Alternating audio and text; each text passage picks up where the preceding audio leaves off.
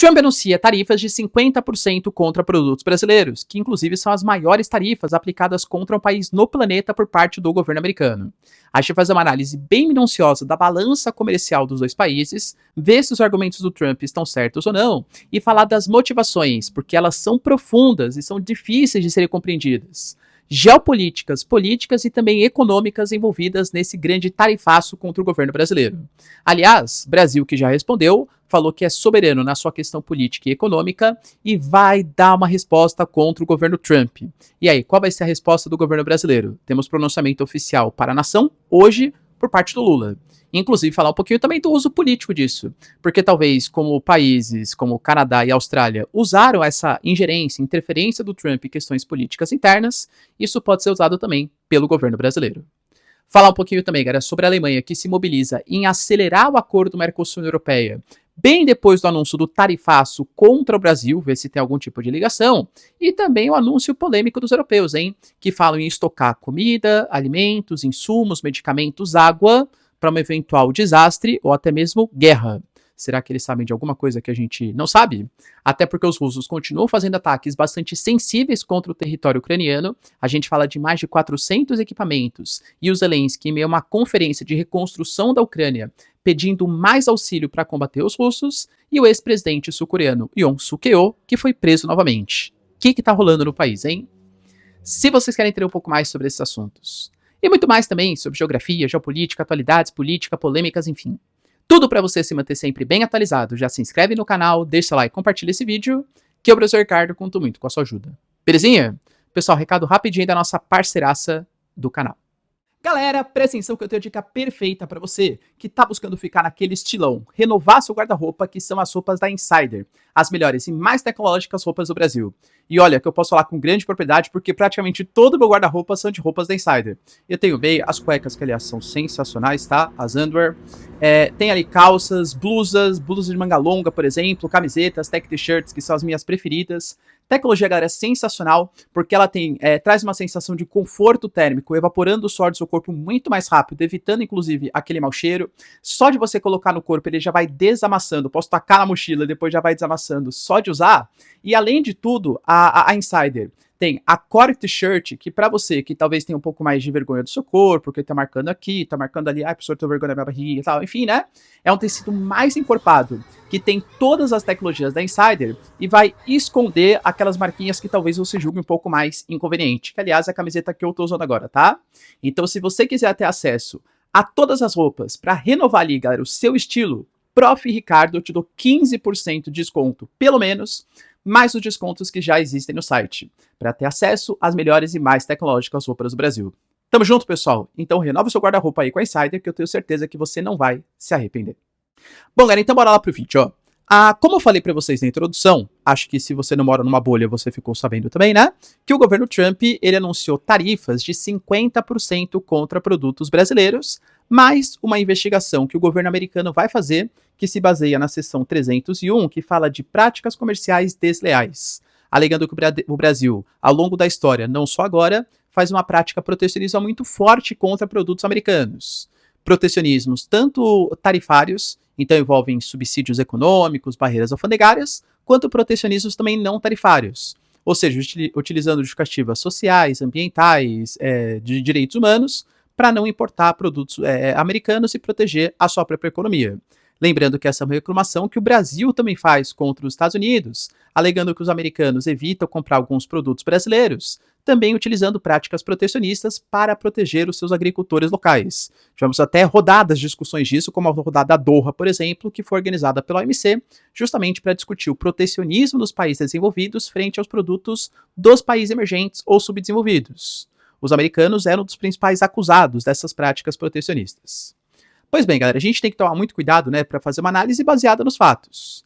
O Brasil hoje, ele tem um déficit comercial com os Estados Unidos. Aliás, não é de hoje, historicamente falando, o Brasil, ele mais perde dinheiro comprando produto dos Estados Unidos do que ganha dinheiro exportando produtos para os americanos. Entende, professor? Então quer dizer que o Trump está completamente errado. Calma, calma. Ele não está completamente errado quando fala que o Brasil é um país protecionista. Porque de fato é. quando você, por exemplo, vai importar produto dos Estados Unidos, as taxas, as tarifas, os impostos colocados, eles de fato são muito elevados por parte do governo brasileiro. Tanto que eu tinha apresentado para vocês na época, e eu até falei, ó, é bom o Brasil nem criticar muito, porque a coisa pode voltar contra a gente, né? Por quê? Aquele tarifácio que o Trump colocou de 180 países, com as plaquinhas e tal, ele foi uma tarifa que, na minha concepção, era totalmente descabida com os interesses geopolíticos dos Estados Unidos. Porque ele fez aquela fórmula das tarifas baseada numa conta matemática, que desconsiderava qualquer tipo de aliança política, protecionismo e tal. Exemplo, hoje, Israel, mais de 95% de todos os produtos que eles exportam, aliás, que eles importam dos Estados Unidos, são produtos isentos de impostos, ou seja, livre mercado. Só que quando você faz uma análise da balança comercial, a balança comercial de Israel com os Estados Unidos é positiva. Então Israel foi taxado acima de 10%, mesmo sendo um país que praticamente não taxa produtos americanos. Agora, o Brasil é um país bastante protecionista. Só que como tínhamos um déficit na balança comercial, os Estados Unidos taxou a gente só com a tarifa mínima, que era a tarifa de 10%. Fora que não é só porque o país tem um superávit comercial com você, que necessariamente ele está querendo te prejudicar comercialmente. Até porque países como Canadá, México, por exemplo, são países que têm blocos econômicos, que participam ali de fiscalizações militares, grupos econômicos importantes. Então, creio eu que você basear suas decisões geopolíticas e econômicas em uma conta lógica matemática que desconsidera fatores importantes de uma coisa tão complexa como a política geopolítica internacional é um erro. Mas entendam, uma coisa não anula a outra. O Brasil é um país protecionista, nisso ele está certo, e o Brasil não tem superávit comercial com os Estados Unidos. Aliás, tem déficit. Ao contrário dos chineses, por exemplo, que o Brasil sim tem um grande superávit comercial. Pois bem, galera, dentro dessa lógica, o Trump mandou a carta para o Brasil. E eu vou dividir a justificativa que ele colocou para tarifar o Brasil em 50%, que é a maior tarifa praticada contra um país, pelo menos até o momento, em 3 grandes motivações. Primeira motivação, que é a aproximação que a gente tem com os BRICS. Ele vem citando, né, colocou que o Bolsonaro é um líder altamente respeitado em todo o mundo durante o seu mandato e que esse julgamento de uma eventual prisão do governo Bolsonaro não deveria estar acontecendo. É uma caça às bruxas que deveria terminar imediatamente. Galera, vamos lá, tá? Você pode partir da premissa que os Estados Unidos realmente estão querendo defender a democracia brasileira, querem não, porque eu acho que a justiça está sendo muito má com o Bolsonaro e tal. Eu, particularmente, não tenho essa visão tão inocente. E meu canal aqui, vocês sabem que não é de política, não vou discutir exatamente a questão Bolsonaro ou não. Mas vamos fazer uma análise geopolítica da coisa.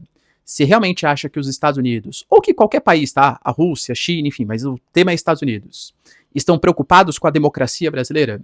Eles estão querendo realmente salvar o povo brasileiro das agarras de uma ditadura? Não fazem isso com a Arábia Saudita, por quê? Não fazem isso com o Catar, por quê? Não fazem isso com a Turquia de Erdogan, por quê? Para, né, cara? Tem que ser inocente para achar que algum tipo de motivação de salvar. Ah, estou muito preocupado com a democracia brasileira. Para, né? Então isso a gente já tira de frente, né? Os americanos e qualquer outro país pensam nos seus próprios interesses. Tenho isso na cabeça, tá? Não é nenhum tipo de apelo a salvar a democracia do Brasil.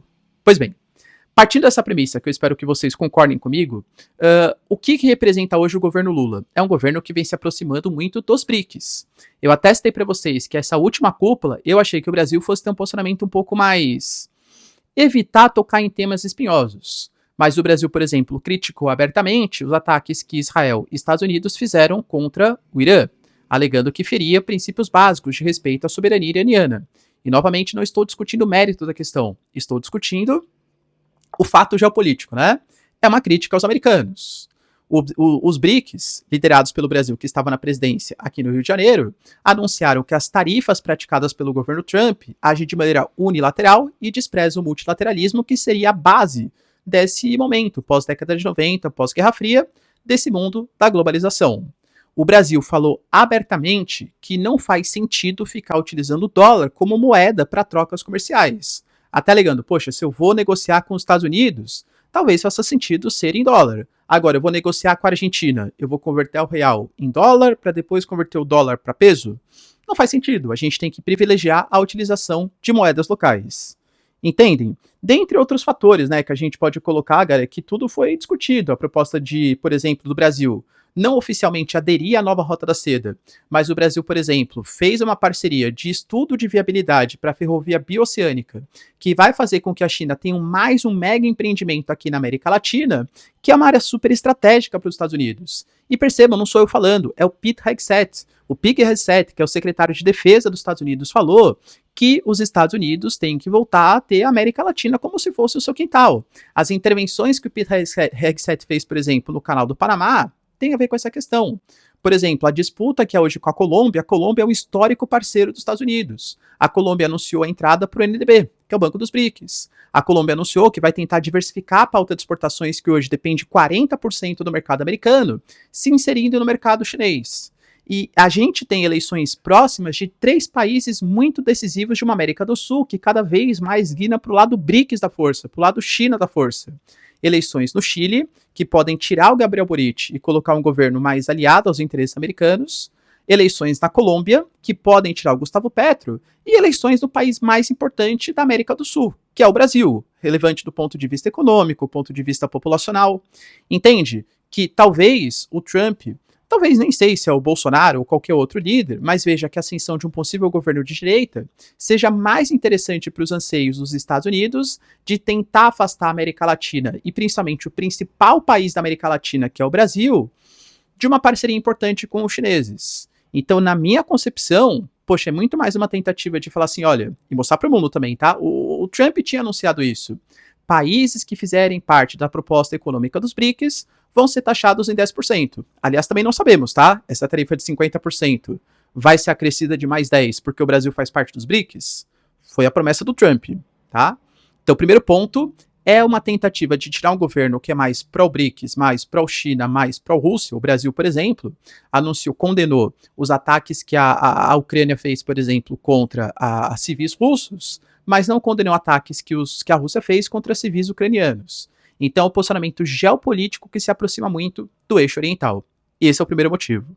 O segundo motivo tem a ver com a questão das Big Techs.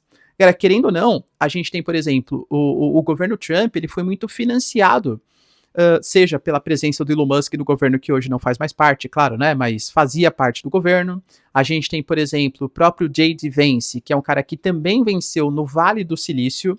Tem toda aquela história que ele pertencia ao Rust Belt, aí ficou desemprego, perdeu a indústria. Ele é o cara que representa o American Dream e representa os interesses das Big Techs, do Vale do Silício. E a gente sabe que existe uma briga jurídica, política, com autoridades brasileiras. Por exemplo, o ministro da STF, o Alexandre de Moraes, mas outras autoridades também. E aí, as questões que foram feitas de retiradas de conteúdos, alegando, né, que estava perseguindo a democracia, que estava desrespeitando os princípios brasileiros, isso mexeu bastante com o Meta, com o Alphabet, né, que é do Google, ou seja, com o YouTube, mexeu, por exemplo, com empresas como o X, do Elon Musk. Então há uma certa pressão, e de novo, acho que o Trump está muito utilizando isso como exemplo para que outros países não façam também. Querendo ou não, o Brasil, de novo, é mais de 200 milhões de pessoas e é um país influente. Por exemplo, ameaçando países que fazem parte dos BRICS serem taxados em 10% e anunciando tarifas de 50%, será que países como Turquia, que pretende entrar nos BRICS, vão continuar com esse anseio? Que país como a Arábia Saudita, que foi convidada, ainda não faz parte de maneira oficial, mas participa de algumas reuniões, será que vai continuar querendo entrar nos BRICS? Eu vejo muito mais com a pressão política e também com um favor feito às Big Techs, até porque recentemente tivemos o nosso STF deliberando o fim do Judicial Note, né? Ou seja, as plataformas agora elas vão ter muito mais responsabilidade sobre conteúdos que forem postados em nome dos usuários. Plataformas também podem ser punidas. E grande parte das plataformas que nós utilizamos são plataformas sediadas nos Estados Unidos. Ou seja, um exemplo que os Estados Unidos querem dar para a questão de não interfiram nas nossas mídias digitais. Embora, claro, as mídias atuem em solo brasileiro e, pelo princípio da legislação brasileira, devem respeitar as nossas regras. Ah, professor, mas eu não concordo com as regras. Acho muito justo, tá? Talvez é um ponto sensível da sociedade brasileira. Então pressione deputados, pressione senadores para que sejam criadas legislações que sejam mais liberais, se essa é a pauta que você defende, ou não. Se você acha que não, eleja senadores e deputados e faça pressão política para que haja algum tipo de regulação em solo brasileiro, na legislação brasileira. E a terceira motivação, como eu falei para vocês, tem a ver com as próprias tarifas. Sim, o Brasil é um país protecionista. Embora tenhamos um déficit comercial, o Brasil é um país protecionista. A questão que pega agora é que, de novo, né, professor? E agora, meu Deus, estamos ferrados? Calma. O governo Trump, ele vem conhecido pelo seu chicken out, né? Ou seja, o cara faz uma medida, vê qual que é a repercussão e volta atrás. As tarifas só vão ser aplicadas no dia 1º de agosto, e ele mesmo deixou claro que espera algum tipo de negociação, eventuais negociações que possam acontecer. Será que de fato elas vão ser aplicadas? Porque se o Trump pensa no processo de reindustrialização é o mote da sua campanha, talvez atacar o Brasil não seja a melhor proposta. O que o Brasil exporta? Qual que é a balança comercial? O que o Brasil exporta que vai ser prejudicado? A gente está falando, por exemplo, de petróleo, ferro, aço, café, carne e celulose, que são os principais produtos. Percebe que o Trump taxar em 50% esses produtos, claro que pode auxiliar os produtores locais, até concordo, mas do ponto de vista de industrialização, vai deixar os insumos mais caros. Insumos mais caros significa custo mais caro, significa inflação, significa que o Federal Reserve, o Banco Central Americano, não vai poder reduzir as taxas de juros, prejudicando a própria popularidade do governo Trump. Entende que uma coisa é você tarifar se você quer reindustrializar, que é o que o Trump fala. Pô, quero reindustrializar? Tacar tarifa em produto em país, aliás, que tem indústrias que poderiam migrar para os Estados Unidos.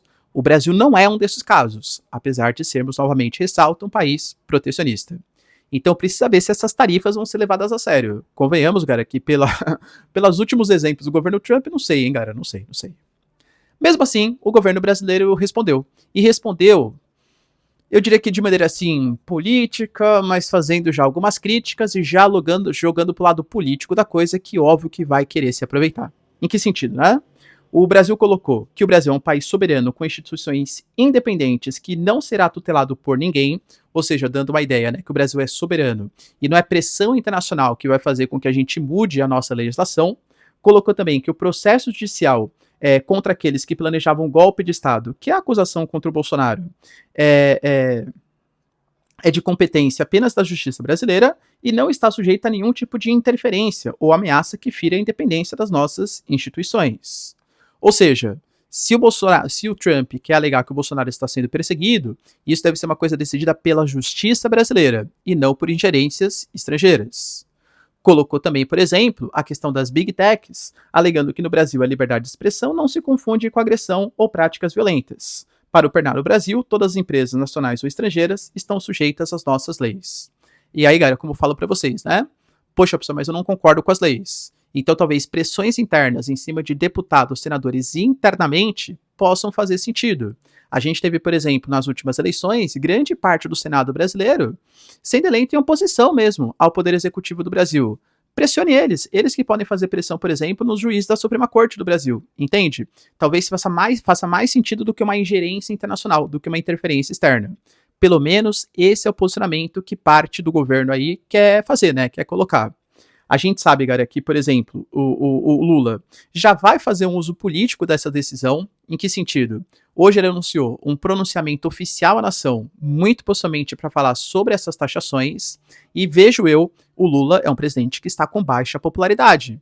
É fato que a gente percebe, principalmente a questão das tarifas, algumas gafes ali no sentido geopolítico da coisa, estão trazendo a popularidade do Lula para baixo. Quando você pega a pesquisa de popularidade, está empatado ali com os opositores, né? A medida do IOF, por exemplo, que foi bastante impopular, a questão do aumento das taxas, dos impostos, então isso vem pegando bastante em parte da sociedade brasileira. Em outros momentos em que o Trump tentou interferir no processo eleitoral, talvez não de maneira tão intensa como está fazendo agora, mas, por exemplo, no Canadá.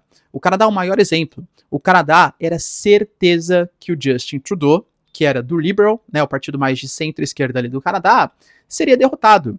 Crise econômica, pautas do ponto de vista progressista que não estavam combinando mais com a sociedade canadense, e os conservadores eram certeza de vitória. Quando o Trump começou com políticas de ameaça, vou tomar a perda com o Canadá, 51º estado, hoje, ó, por isso que eu falo, a questão das tarifas, ela envolve não só questões econômicas, mas também geopolíticas. Saiu uma pesquisa que hoje, mais da metade da população mexicana e população canadense vê os americanos como uma ameaça. E aí, valeu a pena essas tarifas contra o governo canadense e mexicano, geopoliticamente pensando, entende? E talvez o Lula queira utilizar isso agora, até porque é uma forma de fazer meio que um nós contra eles, né? Ou seja, A oposição está lá nos Estados Unidos pedindo para que você, brasileiro, seja taxado, seja prejudicado 50%. Os Estados Unidos querem mandar na nossa soberania, na nossa legislação. Poxa, a gente tem regras, somos um país soberano, com instituições sérias, instituições democráticas, tripartição dos poderes, judiciário, legislativo, executivo e tal, e a gente não vai aceitar uma ingerência como que foi feita, principalmente durante a Guerra Fria por parte dos Estados Unidos nos países latino-americanos. Então, esse vai ser o discurso oficial. Esse vai ser o discurso. Nós estamos sendo atacados por instituições estrangeiras com a ajuda da oposição. É isso que você quer? Que eles tragam prejuízos para o Brasil? Enquanto a oposição alega, vai falar que tentou fazer de tudo o que foi possível pelas vias políticas internas do país e não deu certo. Então talvez uma ajuda estrangeira dos Estados Unidos fosse a melhor solução. E aí, pessoal, qual argumento você julga que é o mais correto, hein, dentro dessa proposta? Deixa aí nos comentários. Professor, entendo. Então o Brasil falou que vai fazer uma resposta, né? Vai. A questão é que a gente tem que ver qual tipo de resposta vai ser essa. Porque o Trump já prometeu que ele ia fazer uma política de escalada das sobretaxas. Foi 50%, não foi? Se o Brasil responder e colocar 10% a mais em cima de produtos dos Estados Unidos, os Estados Unidos vai colocar 60%. Ou seja, os 50% que já tinha, mais os novos 10% que foram aplicados pelo Brasil. Ou seja, não vamos deixar o Brasil fazer uma guerra comercial com a gente, taxar produtos americanos, porque também serão taxados. Na minha concepção, tá? Talvez comprar uma guerra comercial com os Estados Unidos não me pareça a melhor atitude. Eu acho que o Brasil tem que responder, tentar fazer por vias diplomáticas, porque assim, isso chamou a atenção da comunidade internacional. O Brasil está sendo tema de debate não é no Brasil, mas no mundo, porque foram as maiores tarifas contra o Brasil, que está entre as 10 maiores economias do planeta. Somos um país muito relevante para a diplomacia e para a geopolítica internacional. Quando a gente analisa, por exemplo, a balança comercial que o Brasil tem, o Brasil apresentou em 2024 330 bilhões de dólares de exportações.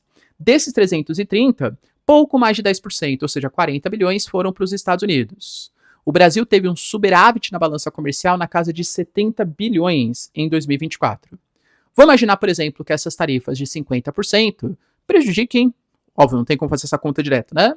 50% das exportações brasileiras. Isso quer dizer que o Brasil vai exportar, entre aspas, só 20 bilhões para os Estados Unidos. Isso quer dizer que a gente vai reduzir, se a gente continuar comprando tudo dos americanos também, claro, em 50 bilhões a nossa balança comercial.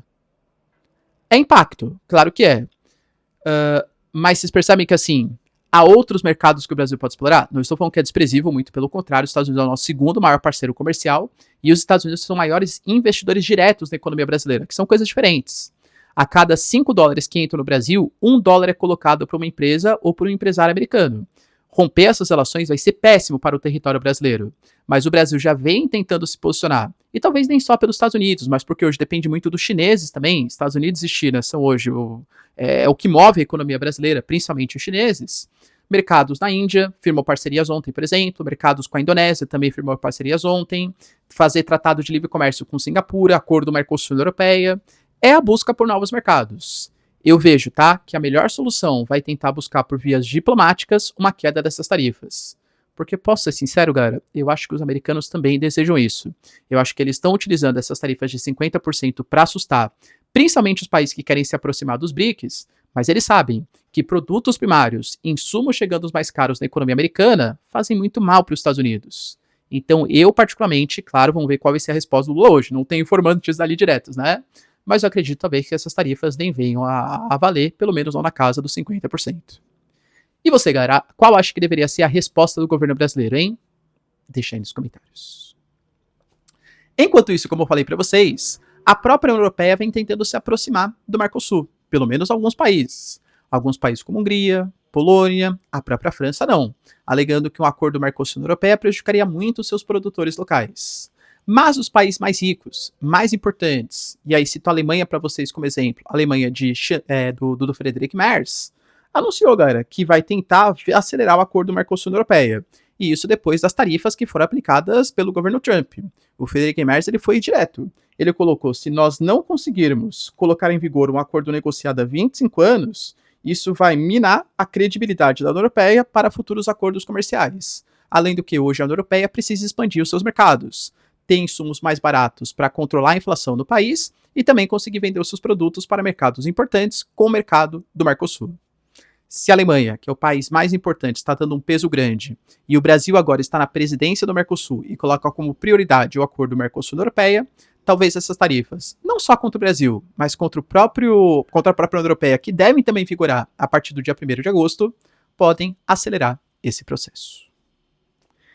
Enquanto isso, galera, tivemos também uma notícia importante e polêmica da União Europeia, colocando uma condição para todos os seus países fazerem investimentos no sentido de estocagem de insumos, comida, água, alimentos, remédio, combustíveis, minérios que sejam sensíveis. Claro que a União Europeia não alega isso de maneira aberta, mas essa prática tem muito a ver, segundo a Europeia, a possíveis desastres ambientais, como incêndios, no caso, por exemplo, da Itália, da Turquia, da Espanha, de Portugal. É natural que nesse meio do ano, o clima mediterrâneo, ocorram, né, os incêndios naturais no sul do território. Pode ser por desastres como frio, como calor, pode ser por eventos como, ventos muito fortes, secas muito fortes, mas também pode ser por algum tipo de questão ligada a uma guerra híbrida, cyberataques. Pode ser por uma questão de uma guerra direta, a Rússia atacando os países bálticos, atacando a Polônia, são membros também que fazem parte da União Europeia. Todo esse pronunciamento, né, tudo isso tem a ver, segundo a União Europeia, com uma tentativa de preservar a sua própria população. Em meio a um rearmamento dos países europeus, 5% dos gastos em defesa, países bálticos fazendo acordo de minagem, um Iron Wall, né, uma cortina de ferro entre Rússia e União Europeia, talvez faça sentido colocar essa preocupação na população de que é importante aumentar os gastos militares. Além disso, galera, tivemos também um dos maiores ataques que foram feitos, e percebam que eu estou falando isso de maneira consistente, quase que recorrente para vocês, porque de fato a Rússia está fazendo grandes ataques contra a Ucrânia. Dessa vez foram ataques massivos com 400 mísseis e drones. Para ser mais preciso, foram 400 drones e 18 mísseis que causaram 2 mortes e 16 feridos. Segundo Zelensky, isso é uma clara escalada do terror, porque a Rússia vem realizando ataques constantes com drones todas as noites. Inclusive, esse ataque durou 10 horas constantes de ataques. Isso acontece no dia, ou às vésperas, né, quando aconteceu, de uma cúpula super importante, que é a cúpula para a reconstrução da Ucrânia, em que alguns pontos já foram acordados. Financiamento do Reino Unido, a Ucrânia pediu para que metade da sua força militar seja financiada pelos países europeus. A gente fala de valor de cerca de 25 bilhões de euros, fora outras promessas da França, Alemanha, por exemplo, anunciando que de fato vai fazer cooperação, comprar sistemas Patriot dos Estados Unidos e ceder para os ucranianos. Muito possivelmente o Friedrich Merz também fazer essa política de construção de drones, mísseis e equipamentos para os ucranianos em ajuda à Ucrânia. Ou seja, é um momento de tensão, que eu diria que os americanos, apesar de terem voltado a financiar a Ucrânia, isso foi confirmado pelo governo americano, as ajudas militares vão voltar, mas é um momento de muito mais pronunciamento da própria União Europeia do que exatamente dos Estados Unidos. E para financiar, pessoal, para quem acompanha o meu canal diariamente, hein, recomendo para vocês. Eu disse isso ontem que poderia acontecer, e Yoon Suk-yeol foi preso pelas autoridades sul-coreanas. Ontem, a mídia sul-coreana divulgou um relatório que, a partir de investigações, escutas foram colocadas em conversações de Yoon Suk-yeol ali em outubro de 2024 com militares, em que o Yoon Suk-yeol deixou claro que ele provocou a Coreia do Norte, que ele mandou drones em direção a Pyongyang, que fica a mais de 200 quilômetros da fronteira da zona desmilitarizada, para esperar a Coreia do Norte fazer algum tipo de agressão, algum tipo de retaliação. E aí sim poder justificar uma lei marcial para aumentar a sua autoridade no país. Como a Coreia do Norte, à época, não respondeu, ele fez a lei marcial em dezembro mesmo, só que com uma medida muito mais frágil, alegando que existiam comunistas, infiltrados na política e tal. Acabou não colando, ele foi afastado, foi preso. Ele tinha se liberado pagando fiança e agora a justiça deliberou que ele pode estar atrapalhando as investigações. Foi preso, aguardando o julgamento. Ou seja, a vida não está muito fácil para Yoon Suk-yeol, ex-líder da Coreia do Sul. Belezinha, pessoal? Deu para entender os principais acontecimentos? Se vocês concordam, então, curtir o vídeo, deixa nos comentários. Se não concordam, galera, também deixa nos comentários de maneira respeitosa. Tamo junto, beijos, abraços e tchau, tchau.